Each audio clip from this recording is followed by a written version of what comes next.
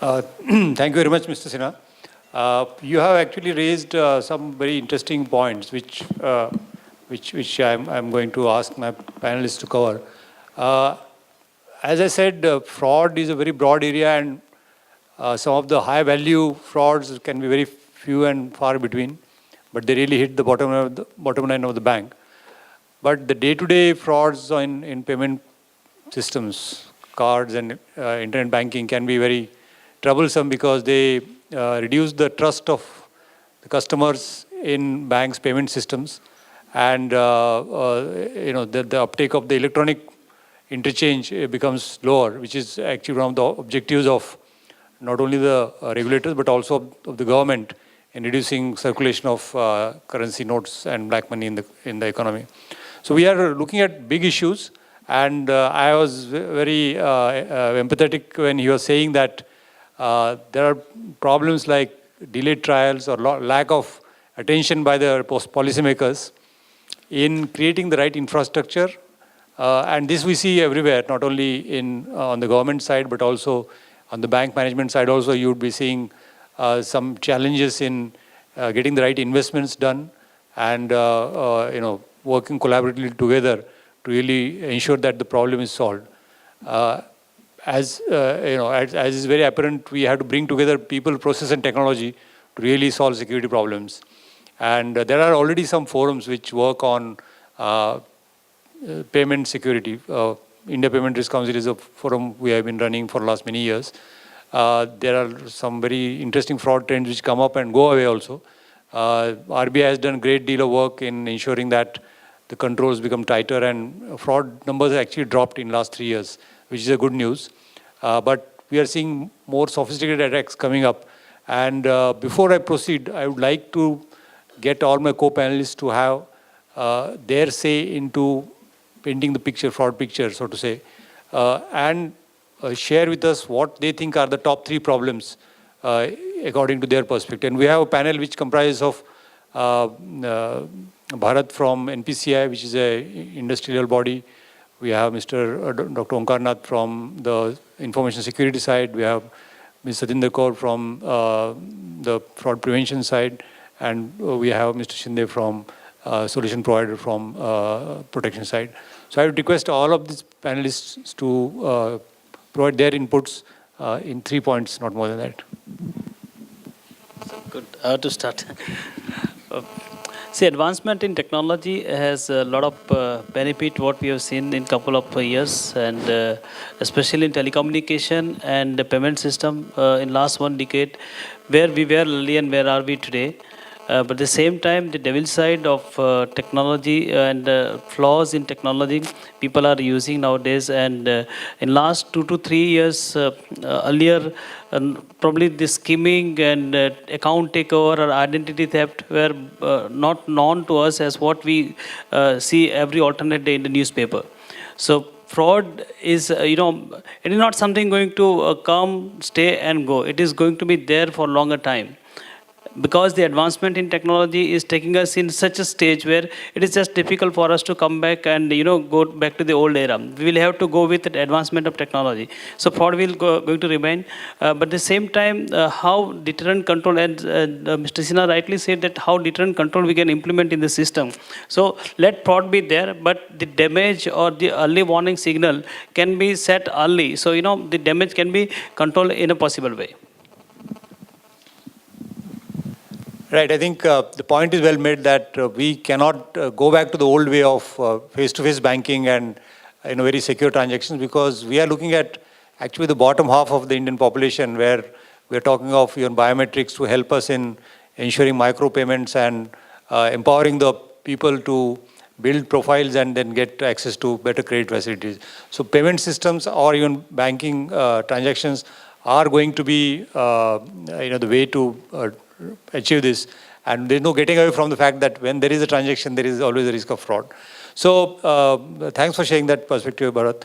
Dr. Onkar Nath, what do you see are the 3 top issues from you? Yeah. Good afternoon.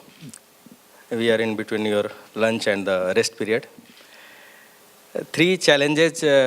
First thing, I will go to the fundamentals. The bankers, they are not the technology people. So there is a lack of appropriate technology which is going to provide the protection or the security. Because the technology which is provided for the business is different from the technology which is coming for the protection. So it comes as a patch. We don't know that which patch is going to work for which type of threat. So many such type of patches we are going to add. And finally, what is going to happen? You are going to get a large number of dashboards which are working in isolation, and you are not able to correlate that one. So you are not going to arrive at certain conclusion that which threat is going to hit you. So there is a lack of appropriate technology which is going to provide the protection to the financial system.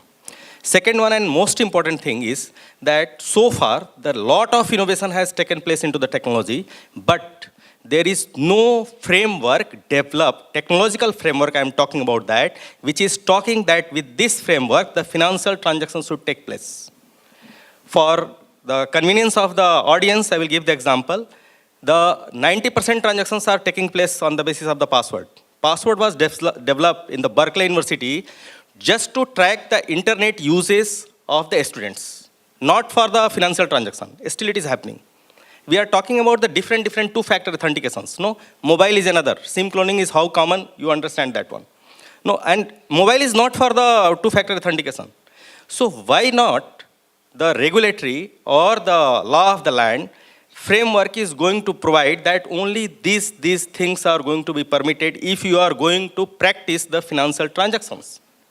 That is not happening. Due to that, lot of if and but is there in the implementation and lacking is there. The third aspect is that the awareness. So due to the cost factor and the convenience factor, these two factors are going to join together, and they are creating chaos for the banking and financial sector. No? So due to that, what is happening, that technology comes as a business process, but protection comes as a patch. So you are going to get a good software which is going to enable you to complete the transactions. But along with that, you are not going to get a good door which is going to protect your house, the assets inside the house. This is the problem what we are facing. These are the three things what, according to me, is a challenge in today's scenario with the banking and financial sector. Thank you.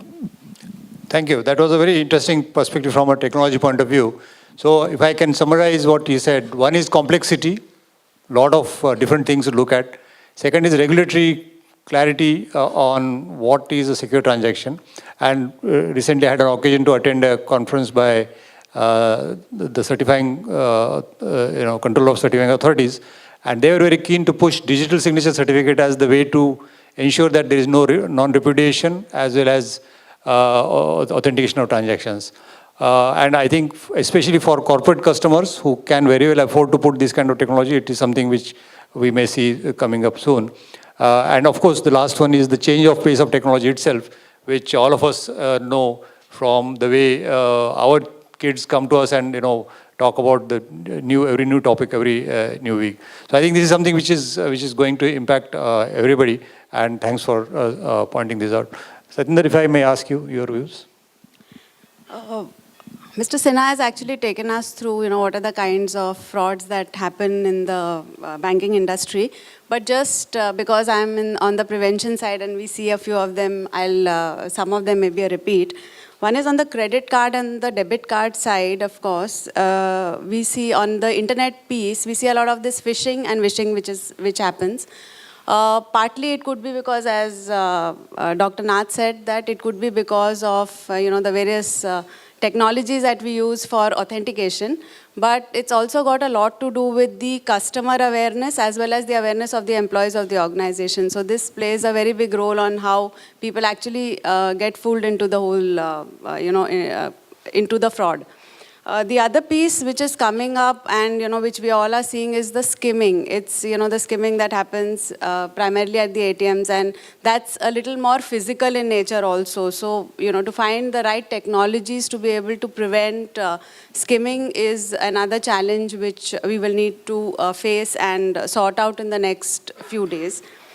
On the retail loan side, actually, if you look at the secured loans, etc., the frauds I feel have now, because of the ease in making the KYC documents, it has all moved to what happens on the property side of papers, etc. So what really happens is on the home loan side, since we don't have that kind of database where the property can actually be checked, multiple financing as well as duplicate documents are the kind of frauds that one sees in that area.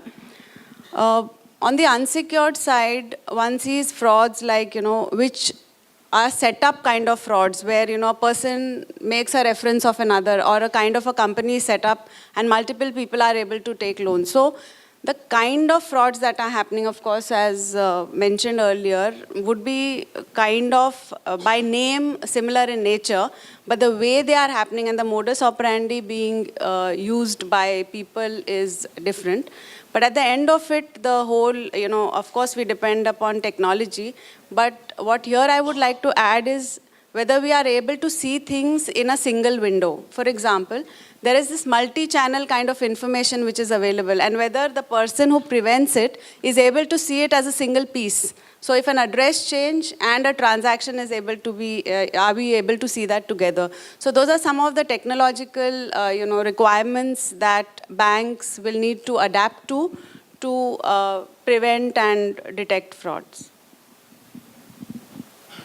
Right. So I think, as you mentioned, probably the threat of skimming attacks, I think, is very, very important, because as you will recollect, the number of debit cards far exceeds that of credit cards, I think by a factor of 10 at least.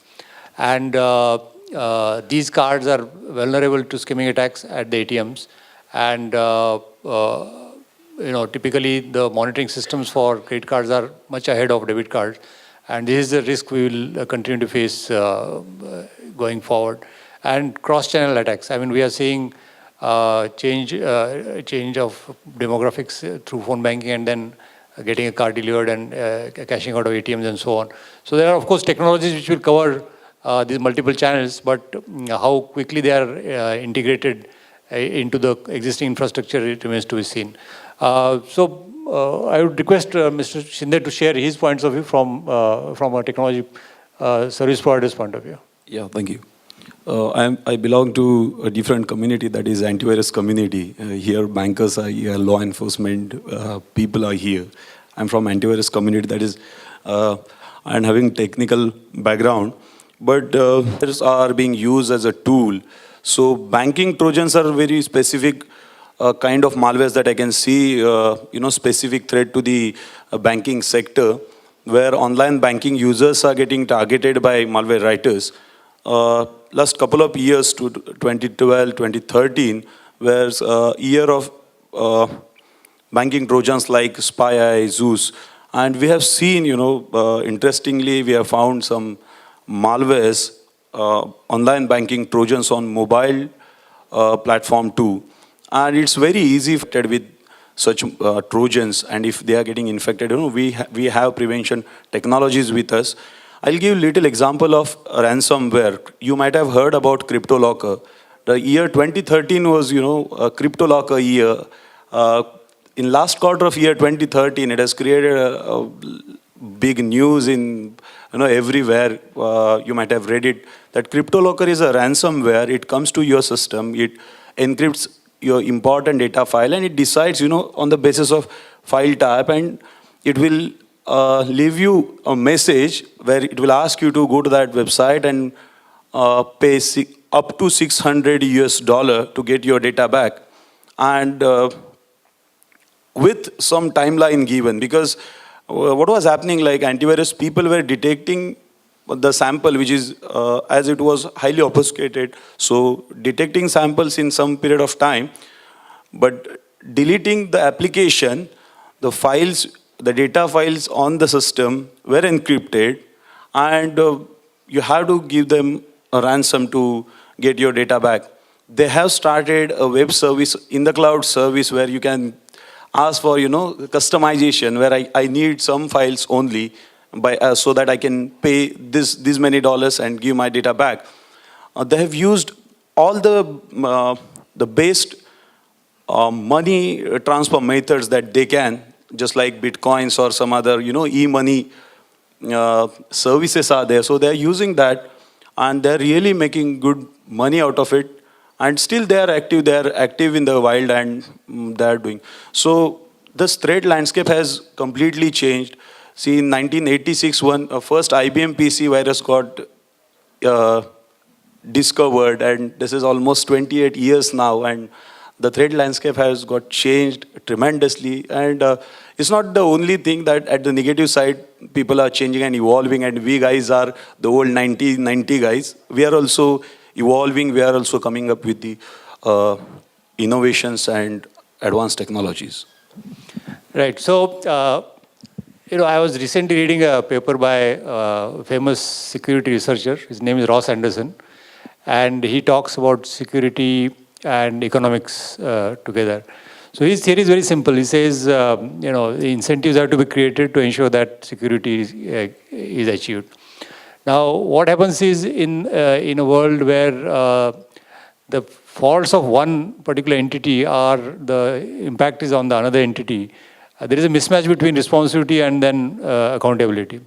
So his theory was very simple. He says that it is fruitless to train users to know about security because technology has become so complex, as Mr. Omkarnath also said, that it is not anybody's capability to understand all the threats and take care, especially a home user who has very limited time and resources to devote to it. So he says that we should leave the problem to law enforcement because either there is a loss in a particular attack, rest of the people should just ignore the attack, and if there is a money moving, then the law enforcement can follow the trail and nab the beneficiaries and the perpetrators. So he says actually rather than spending billions of dollars on antivirus and so on, I am not trying to run down your company, but he says that the effort involved in preventing attacks is not commensurate with the benefits because people who are going to fall for the attacks would have fallen for it anyway, irrespective of the fact that 99% people are protecting themselves. But it would be worthwhile to strengthen the law enforcement. So on a serious note, I wanted to ask Mr. Rajvardhan, in UK we see this model. There is a plastic crime unit, plastic card crime unit, which is funded by the industry, and it is a unit which is within the UK police, and it only focuses on card frauds, and the cost is borne by the industry. So it's some kind of a collaborative partnership. Do you see any such potential here, whether this kind of thing can be tried here? We are trying to strengthen our cyber unit by adding more wings to it, like mobile forensics, for example.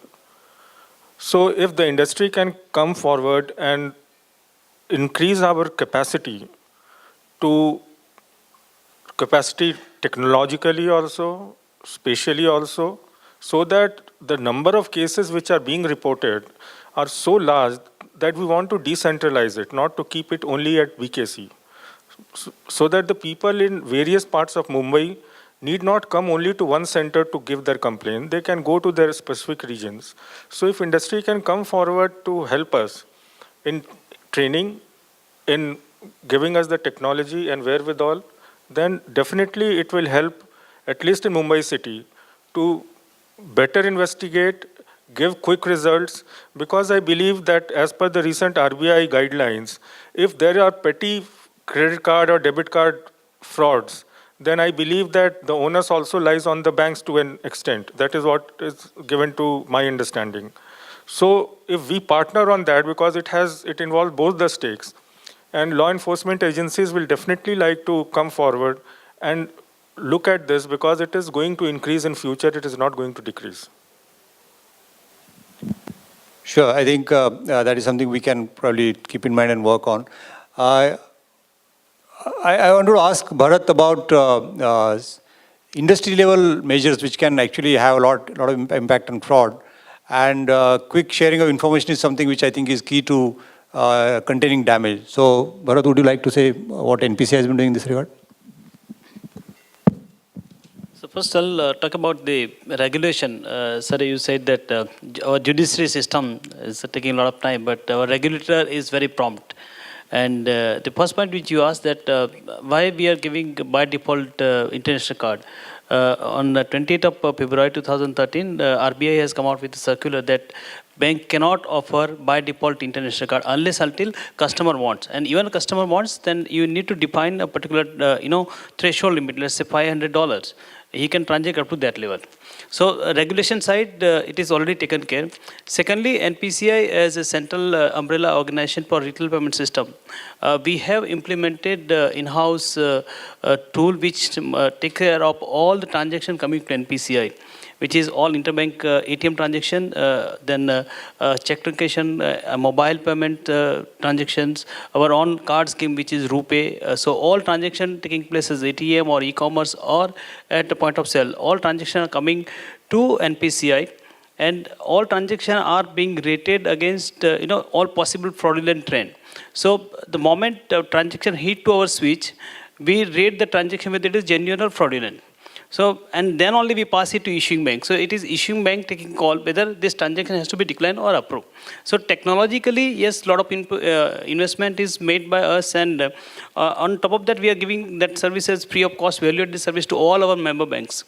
And I'm happy to share that in last 6 months, we have around 35 plus cases we have captured using this tool. And out of these 35 cases, 50% of cases was purely captured by NPCI bank. Even the the bank which got their ATM compromised, even they were not even aware.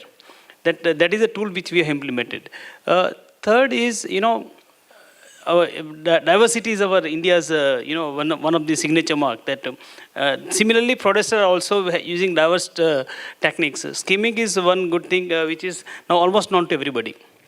Very recently, that Bulgarian who installed a skimmer at police headquarters, there is a spurt into skimming cases, especially in Mumbai.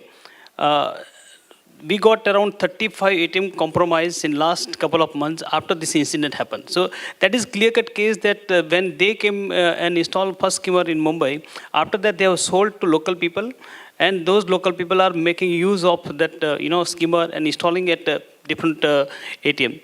But at the same time, whatever technology is there, technology has its own limitation.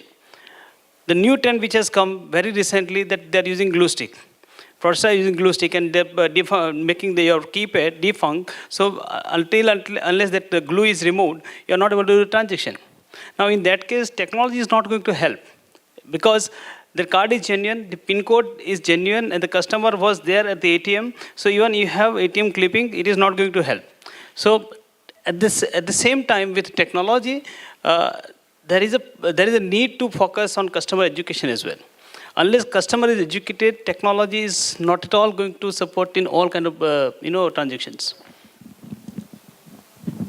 Right. I think the point of customer education is something which is very important, and though customers cannot be bombarded with too much of information about all kinds of frauds, but some very easy to use tips can always help, like a glue stick attack happening, then probably a round of intimating that modus operandi is something which can be done. I would like to ask Satinder, because I think their team does a lot of customer education initiatives, to share a few ideas on this and what their experience has been. I just missed the last part of your question. I wanted to ask to share your experience on customer education, because ICICI does a lot of customer education. So what is the latest that you see in this, how effective, which channels are, and so on? Awareness it needs to be looked at in general. So when we talk about customer awareness, one of the first things is the employee awareness, because it's a large part of the population who actually interacts with the customers, and if they are the people who are aware of what is happening and what they need to do and not do, then they will be in a better position to deal with the customers. That is, the key starting point of what we do, and we keep informing our own employees on an ongoing basis. So we have certain training modules. We also have emails which go to the employees, as well as, actually face-to-face trainings. Now comes the second part of customer awareness. Of course, as many of, I think almost all people also do it, is it's not large messages which a customer would read and specific messages, but small snippets which can actually be going on an ongoing basis. So it's a small message which can go on a statement which the customer receives, message, and in many cases it is a message along with a transaction confirmation. So it's like, your account has been debited and something else. So primarily SMS and email are used as the customer awareness tools. The posters that are put up at various places. So I don't really see very, different methods of informing customers or making them aware. But at every interaction, wherever possible, a message which goes, we feel that that has an impact. Yeah, and I am reminded of a very interesting experiment done by a bank in, I think, Italy, where they realized that customers simply delete whatever comes by way of messaging, which because they don't feel that it is going to happen to them or it is useful to them. So this bank actually sent out phishing mails to its own customers. And then the customers who responded to these mails were told that, look, this is the kind of mails you will receive, and this was our mail sent by us only, and you are not suffered any harm.